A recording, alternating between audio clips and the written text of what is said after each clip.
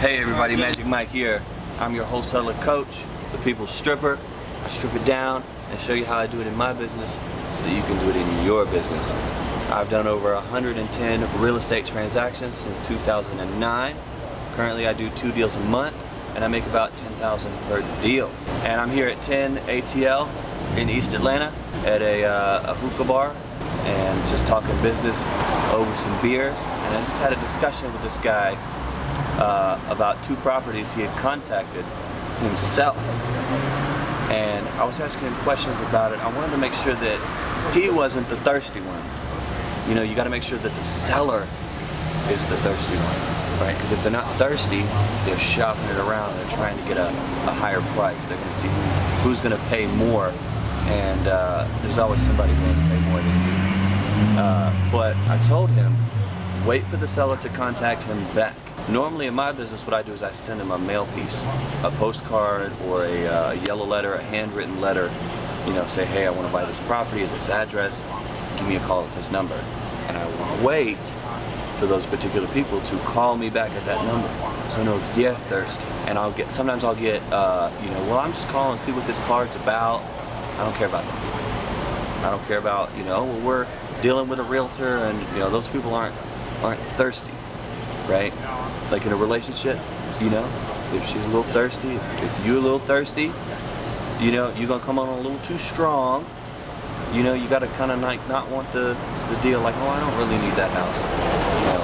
And one thing I say is when I get the call and, you know, we're just shopping it around, seeing what, you know, what price we can get, what offer. Well, all right, well, call me back when you decide to sell it. All right, and then I'll wait for that call. All right, because I've got plenty of other deals that I can do. There's plenty of other sellers who need to sell their house, who are thirsty and got to get rid of it. Plenty of them. I do some deals all the time, and they'll call me and say, hey, I need to sell this house. You know, we need to get out from under this rock. There's other terminology. You know, we need help. Please, Magic Mike, help us. I don't put that on my mail piece. I don't tell them that's my name, but, you know, for this example, you need to find somebody who has to get out of real estate as much as you want to get into it. All right? And when you're there at the property and you're taking a look at it, don't get too excited, right? Don't let them know you're thirsty, you know, and obviously don't tell them, you know, if you have a part-time job. Like, don't tell them about any of that. But when you get there, you know, just be calm. Like inside my head, I'm like, oh, new floor, you know, mold, awesome. That means my offer is coming down. You know, inside my head, I'm jumping like, oh, this property is awesome, but I don't let them see it. Submit the offer, you know, how much are you asking? Okay, you know, learn a good like face like that, like, all right, well, you know, tell me 50,000, okay, maybe we could do that, and then, you know, well, what about 40? What about 30? 35 maybe? You know, possibly I could do that. You know, even though inside your head you know you got cash buyers that would pay way into the 100,000s for this property. You know, because you do not know until you ask. You could come in at a property and say the seller wants to sell it for 70,000. What if you tell them ahead of time, well, hey, why don't I give you 80? They're gonna say, well, hey, I want to sell it for 80. So you wait and let them give you the price first that they want, and you see if it's how close it is to yours. That's gonna be a gauge on how thirsty they really are. So, what how's it go? He who names the first price, loses. Or she, loses, right? He who talks the most in a negotiation loses, right? Those are proverbs for a reason. So when you get to the property, you let them talk, blah, blah, blah. Oh, well, you know, how much do you want to sell it for? You know, oh, I don't know. You know, I was just seeing, yeah, how much it is. All right, we'll hang that one up. But as soon as they tell you a price, if they want 70, and you know you've got buyers that have come in strong at 50, maybe, you know, see if they'll come down a little bit. But if your number is 20,000 and they want 80,000, you like, oh, no, this guy ain't motivated. They're way too out of the ballpark. You know what I mean? Don't even make them an offer, because they're going to take that offer and they're going to be like, well, you know, Magic Mike, he'll give me 20,000. You know, you here offering me 10. You know, and you'll never see him again at that point.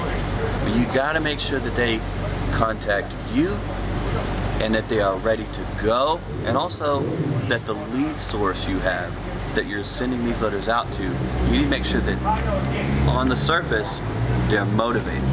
So what I do, and the list I pull for my students, is vacant property, meaning it's not the house you live in. So if I live here, what am I going to want to sell it for? I'm going to want to sell it for more than what it's worth, because I'm going to move into a nicer home. I'm not going to move into a home just as nice as this one, or less nice. You know, people don't do that. What if I own a home way over there that I never see? Maybe I inherited, maybe I bought it years ago thinking I was going to do something with it at an auction. You know, I'm highly motivated to get rid of that property if it's vacant, right? On the way here to 10 ATL, I found a property somewhere around here when I got lost, and wrote down the address.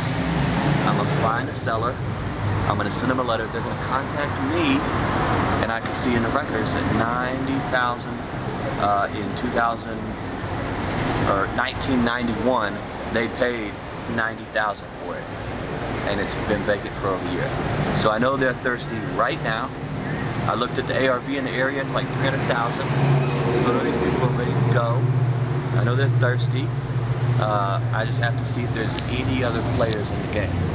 So if they have another investor on their plate dealing with them, I'll know right away this is fine. I'll see if they're thirsty. If they're not, hey, let me know when you are.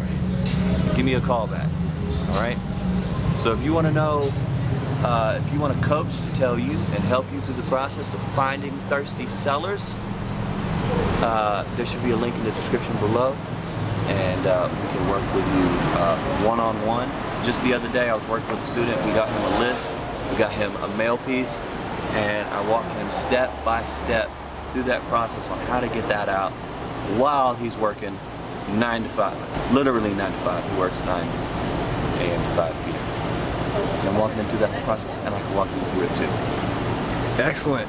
And when you guys apply, it's Juan Papa here, ask for Magic Mike. And for those of you YouTube critics out there, I love you guys. Please excuse the audio. Well, I know we're shooting outside. We don't have the whole filming crew or the mics. I know that's no good excuse, but we're working on it. But bear with us, all right? But this is 100% financed after hours. After hours. So we just left an event, right, Mike? How was the event? Yeah, it was great, man. Nobody ordered a hookah this time. Just drinks? But, one lady had a lot of wine. Yep.